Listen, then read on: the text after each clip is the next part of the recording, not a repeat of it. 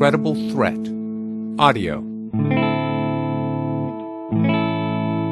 Credible Threat presents They Really Said That. This week's episode, Have a Good Night.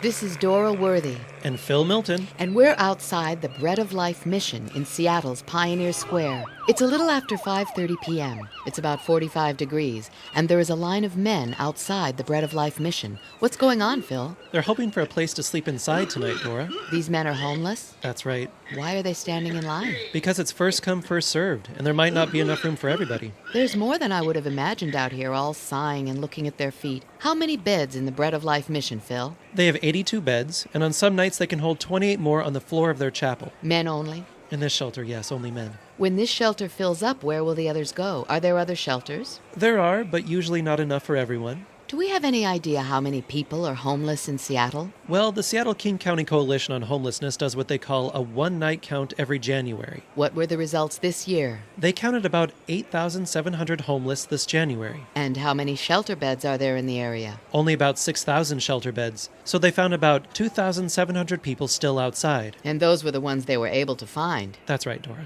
Is Seattle unusual? Not at all, I'm afraid. There are 11 million people unemployed in the United States, and about 600,000 people homeless. It's cold out here for these men standing in line. What time does the shelter open? Night shelter opens at 6 o'clock. Do they have to leave in the morning? They do. Everyone needs to clear out with whatever possessions they're carrying first thing in the morning so the shelter can be cleaned. Where do they go then? Wherever they can, Dora. The shelter has drop-in hours during part of the day, but that still leaves everyone carrying their stuff around most of the day with no place to go. Makes it hard to do anything like a job interview. That's why some of them go to tent cities, because the tent cities are self-organized and have some security, and people can leave their belongings in a tent during the day. Can we talk to some of the men standing in line here? We can try, Dora. They don't always like to talk. Excuse me, sir. Sorry. Sir. Excuse me. I'm Dora Worthy with On the Spot Reports. May I ask you a couple questions? May I ask your name? Blankfein. Lloyd Blankfein. Lloyd Blankfein? Wasn't Lloyd Blankfein the CEO of Goldman Sachs, the multinational investment banking firm? Phil, is this the real Lloyd Blankfein, CEO of Goldman Sachs? It is, Dora. We heard he might be down here. Gosh, Phil, what was Lloyd Blankfein's salary last year? At least $21 million last year, Dora. Mr. Blankfein, you were the world's highest paid banker. How did you come to be standing in this line for a homeless shelter? Labor market flexibility. Sorry? Labor market flexibility. Flexibility, Phil? Labor market flexibility, Dora. When the labor market is flexible, it's easier for U.S. companies to fire people. Banks are recapitalized and companies are more efficient. Not because they kept people on, but because they let them go. The U.S. accepted a higher unemployment rate over the past few years. Phil, what was that national unemployment figure again? 11 million unemployed. And that's not counting all the people whose jobs don't pay a living wage. Labor market flexibility is one of the reasons the U.S. is doing so well. Wow, Phil, are we making this up, or did Lloyd Blankfein really say that? He really said that, Dora. Of course he wasn't unemployed or homeless at the time. Excuse me, sir. What's your name? Jamie Dimon. Jamie Dimon, CEO of J.P. Morgan Chase, multinational banking corporation? Well, he was CEO of J.P. Morgan Chase, Dora, but we heard that his house was foreclosed and he was evicted. No one can forecast the economy with certainty. Your house was foreclosed, Mr. Dimon, and you were put out on the street. How do you feel about that?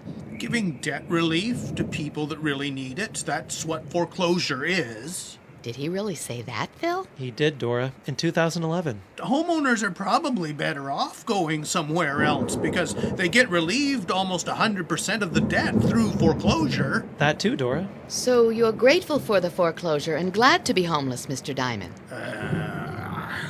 Who's the gentleman with no shoes, Phil? That's N. Gregory Mankiw, chairman of the White House Council of Economic Advisors under George W. Bush. Mr. Mankiw, what brought you to this line of men waiting for beds in a homeless shelter? Shipping jobs to low-cost countries, The gains from trade that economists have talked about for centuries. And Gregory Mankiw wrote several reports saying that moving jobs overseas will benefit people in the U.S. Lower prices from foreign manufacturers. Overseas companies that have lower labor costs. U.S. consumers benefit. I see. Well, now that you're one of the 11 million unemployed and the hundreds of thousands of homeless in this country, Mr. Mankiw, do you think there will be room for you tonight in the homeless shelter? There are a number of men in line before you. Yeah. Sorry? Lloyd Blankfein wants to say something. Mr. Blankfein, former CEO of Goldman Sachs. We do God's work. He didn't really say that, did he, Phil? He really did, Dora. We're very important. We have social purpose. Is it possible to make too much money? To have too much ambition? Everyone thought it was so improbable that so many people would default on real estate. How would you look at the risk of a hurricane? Is the risk of hurricanes any different? We're very important. We have social purpose. Phil, who is that carrying the blanket for Lloyd Blankfein? That's Henry Binswanger. Is that a real name? As near as we can tell, Henry Binswanger wrote for Forbes magazine that it's time for the 99% to give back to the 1%. Lloyd Blankfein deserves the moral praise heaped on Mother Teresa. He's done infinitely more for mankind.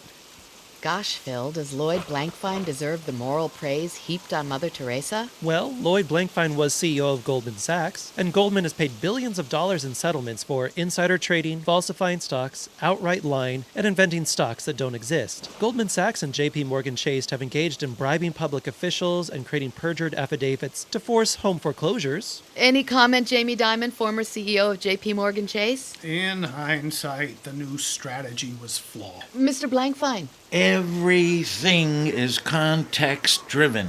Looks like the shelter's opening, Dora. Well, enjoy your night in the homeless shelter, gentlemen. Looks like it's opening. What happens if there's no room for them, Phil? They'll have to spend the night outside, with a few thousand other people in Seattle, Dora, every night. Every night. This is Dora Worthy. And Phil Milton. With on-the-spot reports. Have a good night, wherever you're able to sleep.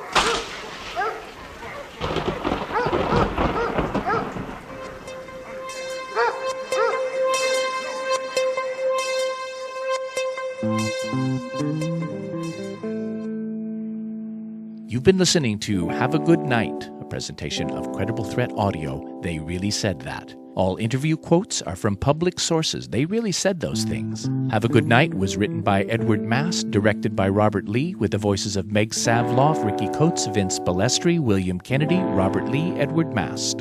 For more Credible Threat Audio, go to crediblethreatworks.org. Credible Threat 2013.